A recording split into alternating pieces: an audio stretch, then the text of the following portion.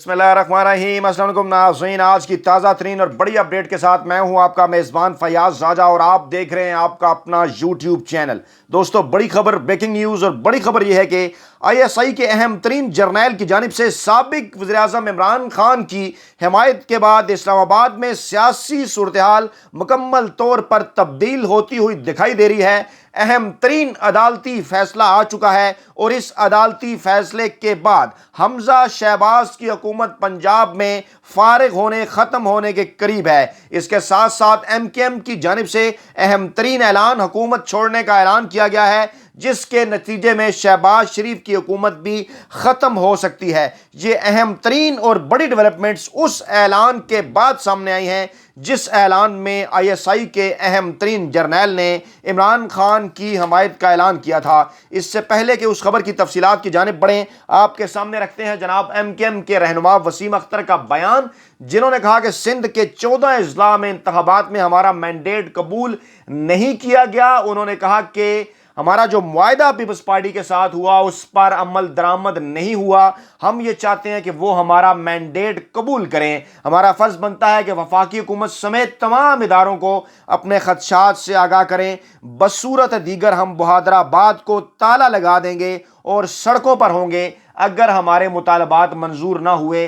Election commission की हल्का बंदियों, हद बंदियों पर एतराज़ उठाया और कहा कि इलेक्शन कमीशन साथ बैठे हमारे खदशात को सुने। उन्होंने कहा कि मरदमशुमारी के मामले पर भी हमारे खदशात नहीं सुने जा रहे, हालांकि हम अदालत भी जा चुके हैं, इलेक्शन कमिश्नर से मिलने की कोशिश कर रहे हैं, मुलाकात नहीं हो रही। उधर हम सबसे ज़्यादा टैक्स देते हैं, पढ़ा लिखा वोटर्स है हमारा, लेकिन हमारे साथ पीपल्स पार्टी और नवाज लीग ने जो मुआहदा किया है उस पर अमल दरामद नहीं हो रहा। हमारी अंदरून सिंध, सक्खर और मीरपुर खास में सीटें थीं, वो हमें मिलनी चाहिए। जानबूझकर हमें वो सीटें हराई गई। अगर ये बल्दियाती इंतखाबात के अंदर हो रहा है तो फिर आम इंतखाबात के अंदर क्या होगा। और इसके साथ साथ जो सिंध में पीपल्स पार्टी के जितने भी इत्तेहादी हैं, उन्होंने भी पीपल्स पार्टी पर संगीन इल्ज़ामात आयद कर दिए हैं कि इन इंतखाबात के अंदर धांधली की गई, जिसमें MKM के साथ साथ Sindh United Party, Grand Democratic Alliance, Jamiat Ulema Islam, फजल रहमान, JUF, जमात इस्लामी, पाक सरजमीन पार्टी, मजलिस वहदतुल मुस्लिमीन, इन सब ने एतराज़ किया।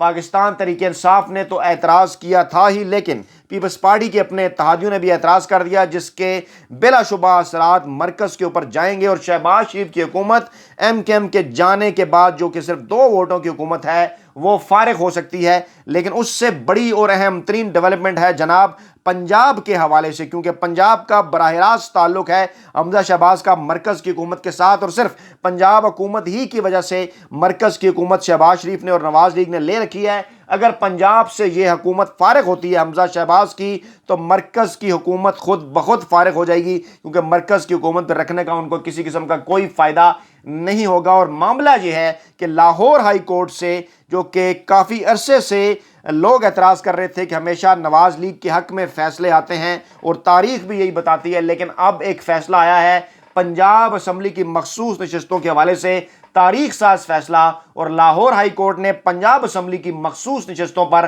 5 मखसूस नशिस्तों पर नोटिफिकेशन जारी न करने से मुतल्लिक दायर दरखास्त पर जो फैसला महफूज किया था वो सुना दिया है।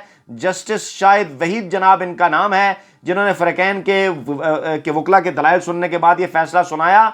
और अली ज़फ़र थे PTI के वकील, और बैरिस्टर हारिस अज़मत थे जनाब इलेक्शन कमीशन के, नून लीग के खालिद इसहाक़, और अदालत आलिया ने कहा कि जनाब इलेक्शन कमीशन इन खाली नशिस्तों पर जल्द अज जल्द नोटिफिकेशन जारी करे, क्योंकि इनका ताल्लुक आम इंतखाबात के साथ था, ज़मीनी इंतखाबात के साथ नहीं। पाकिस्तान तहरीक इंसाफ का मौक़िफ़ था कि जैसे 2018 में इलेक्शन हुए तो उसके बाद जिन लोगों ने सीटें छोड़ी उन पर ज़मीनी इंतखाबात भी हुए, लेकिन उन ज़मीनी इंतखाबात को एक साइड पर रखते हुए जो मखसूस नशिस्तें थी अक़लियतों और ख़वातीन की, उनका ऐलान किया गया उन्हीं नताइज की बुनियाद पर। इसलिए अब भी अगरचे 20 सीट हुए हैं, 20 के करीब रुकन जिनका ताल्लुक पाकिस्तान तहरीक इंसाफ के साथ था, लेकिन जो 5 मखसूस नशिस्तें हैं उनके ऊपर नोटिफिकेशन होना चाहिए। और जनाब नवाज लीग का ये मौक़िफ़ था कि पहले ये ज़मीनी इंतखाबात हो जाएं और उसके बाद फिर यहाँ पर जो है वो नोटिफिकेशन जारी होना चाहिए। लेकिन अदालत आलिया, इलेक्शन कमीशन ने उनकी ये प्ली मानी थी, नून लीग की, वाज़ेह रहे,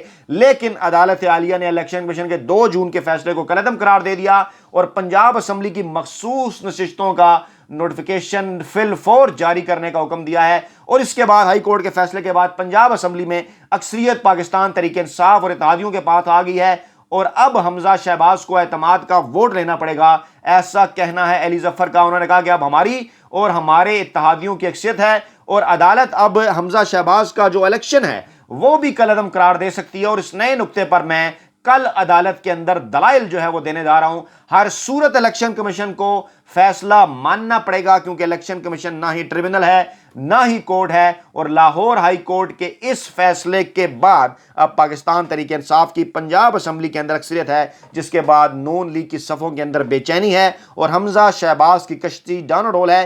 किसी वक्त भी जनाब उसकी हुकूमत ख़त्म हो सकती है, जिसके असरात जो हैं वो मरकज़ के ऊपर होंगे। दूसरी जानिब जनाब अहम तरीन बयान DGISI साबका DGISI जनरल ज़हीरुल इस्लाम और उनके हवाले से आपको याद है कि जनरल शुजा पाशा के बाद वो DGISI बने थे।